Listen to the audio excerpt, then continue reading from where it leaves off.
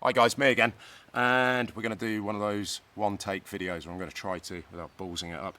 And this time what we're going to be talking about is setting up a shooter belt, in particular the PT6 Templar's gear lightweight shooter belt, which we've just received because our order's just arrived, okay? So we're actually ready to ship these now, and we're going to talk about this in a little bit of detail and also show you how to set up because it's a bit innovative, all right? So first of all, Templar's gear, they're made in Poland, so it's all EU based.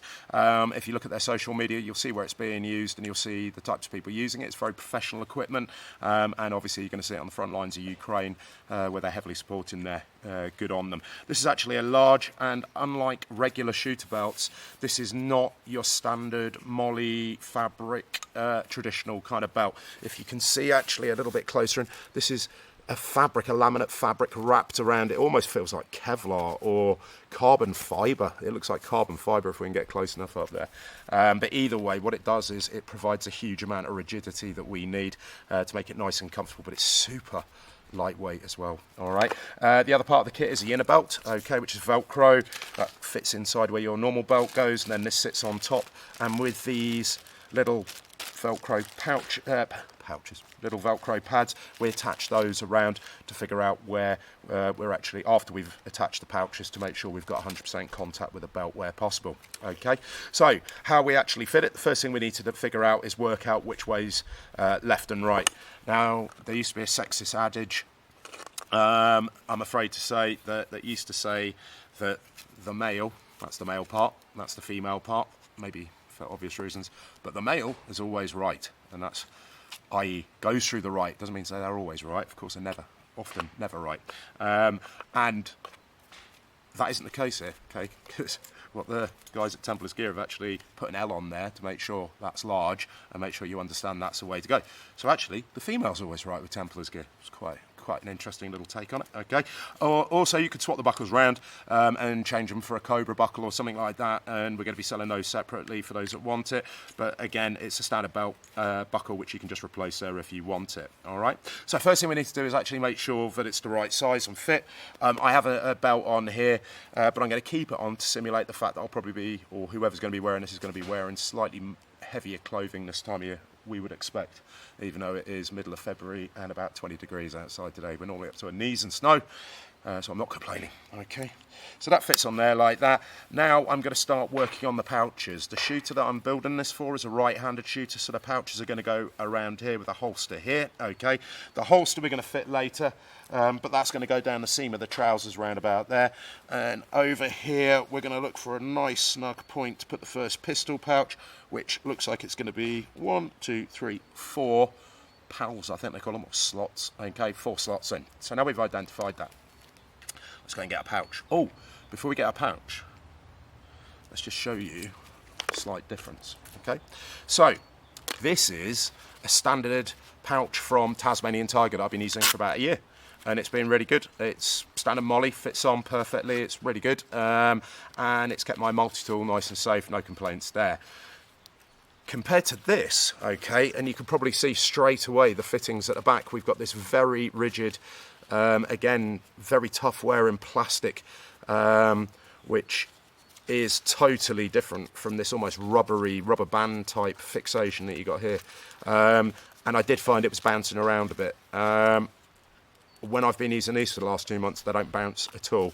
Also, the other thing, which is different because this isn't the fast pouch, so we're not going to compare that anymore, but even compared to the other Taz or Helicon pouches, we don't see these big lips here for indexing, okay? Really fast, really good, grippy stuff inside there, okay? Don't know if you can see in there, but the quality is really, really, really high, okay? So we're going to fit this first one. We're going to find our point, 1, 2, 3, 4, and we're going to push it in from the rear just like that. Okay, we're now going to feed that into the second one, pull it nice and tight, and then we're going to go through the bottom and then let's just pull that out of the way for the time being. Okay, we're now going to feed it back into the pouch there.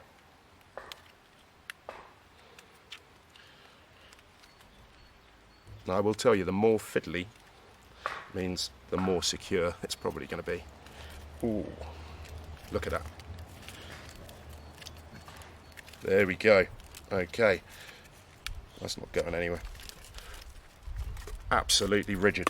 Let's get another one. So this time, right, let's give him another pistol pouch.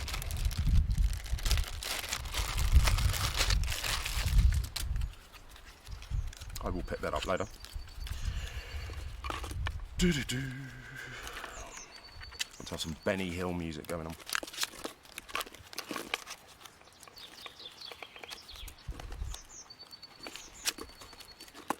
Back in. So you can see it's really quite quick to do. Okay, I've had a bit of practice, but the good news is you can move the pouches around really easily once you get them into the right space. So again, it is down to trial and error. I would tell the shooter who's going to be using this, go nuts and move it around, see what works for you.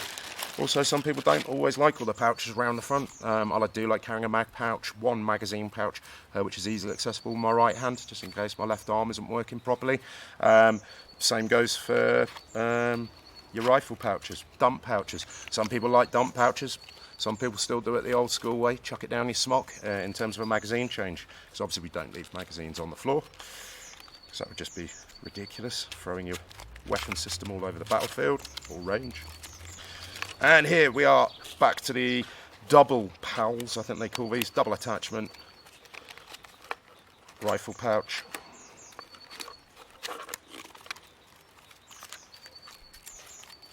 Now we can flip that over there, and again feed them back through the belt.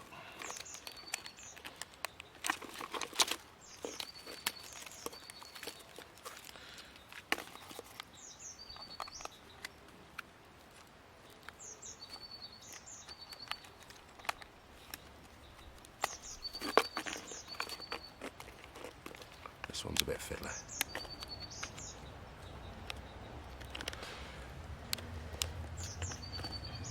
Also, I just want to make it clear, we don't really offer fitting of these as a service, okay?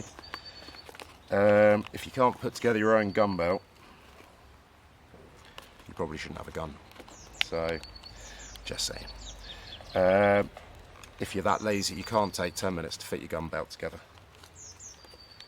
Don't bother having one. Okay. Keep going. We'll just have a musical pause.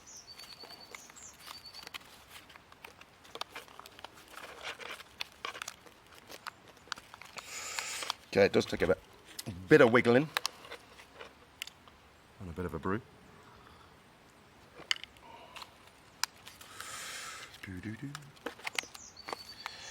Okay, so with this one I'm going to have to just move because the bungees are getting in the way. So I'm just loosening them off, and then all of a sudden it all fits in beautifully. Same over here. Get it past the bungee trap. There we go. Wow.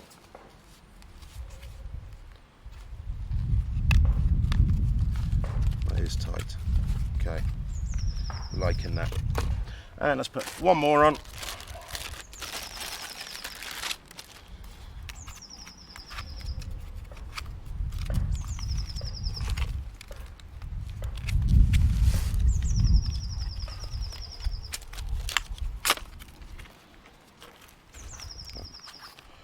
Bungees go loose early.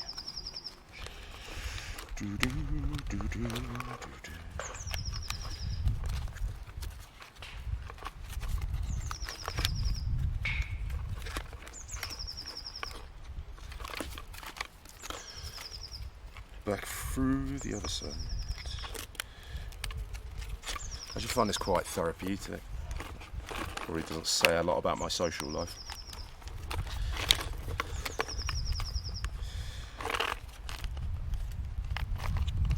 Okay, so there is pretty much a very basic shooter belt setup there. We can obviously add a dump pouch, add an IFAK. We've got the holster to add shortly.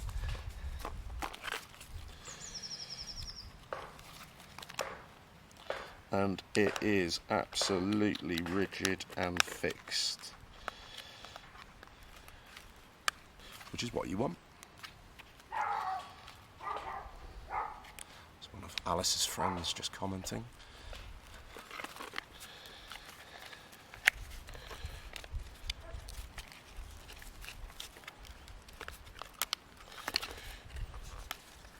Okay, so just need to move those bungees around a little bit, give it a little wiggle. Oops. Pick that up as well.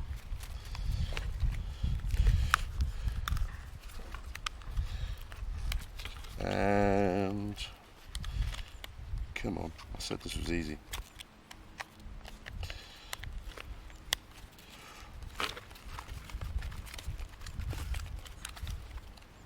Just the last one, of course.